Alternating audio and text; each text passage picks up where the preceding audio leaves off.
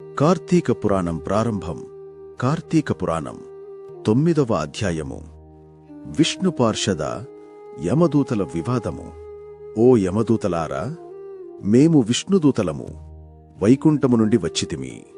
మీ ప్రభువగు యమధర్మరాజు ఎటువంటి పాపాత్ములను తీసుకుని రమ్మని మిమ్ములను పంపెను ఎని ప్రశ్నించిరి. అందుకు జవాబుగా యమదూతలు, ఓ విష్ణుదూతలారా, మానవుడు చేయు పాపపుంజుడులను సూర్యుడు, చంద్రుడు, భూదేవి, ఆకాశము, ధనంజయాది వాయువులు రాత్రింభవళ్ళు సంధ్యకలం సాక్షులుగా ఉండి ప్రతిదినం మా ప్రభువు కడకు వచ్చి విన్నవించుచుందురు.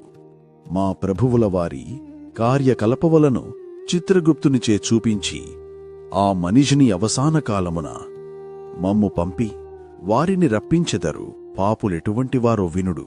వేదోక్త సదాచారములు విడిచి వేదశాస్త్రములను నిందించువారును, గోహత్య, బ్రహ్మహత్యాది మహాపాపములు చేసినవారు, పరస్త్రీలను కామించినవారును, పరాన్నభుక్కులు, తల్లిదండ్రులను, గురువులను, బంధువులను, కులవృత్తిని తిట్టి హింసించువారును, జీవహింస చేయువారును, దొంగపద్దులతో వడ్డీలు పెంచి ప్రజలను పీడించువారను, జారత్వం చోరత్వంచే భ్రష్టులగువారను, ఇతరుల ఆస్తిని స్వాహంచెయ్యువారను, చేసిన మేలు మరచిన కృతజ్ఞులను, పెండ్లిళ్ళు శుభకార్యములు జరగనివ్వక అడ్డు తగిలేవారును పాపాత్ములు.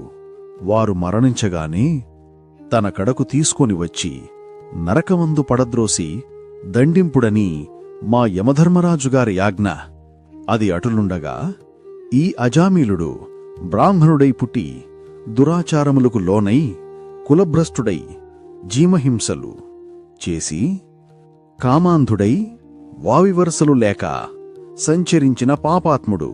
వీనిని విష్ణులోకమునకు ఎట్లు తీసుకొని పోవుదురు ఎని అడగగా విష్ణుదూతలు, ఓ యమకింకరులారా, మీరెంత అవివేకులు! మీకు ధర్మ సూక్ష్మములు తెలియవు. ధర్మ సూక్ష్మములు ఏటివో చెప్పుదుము వినుడు.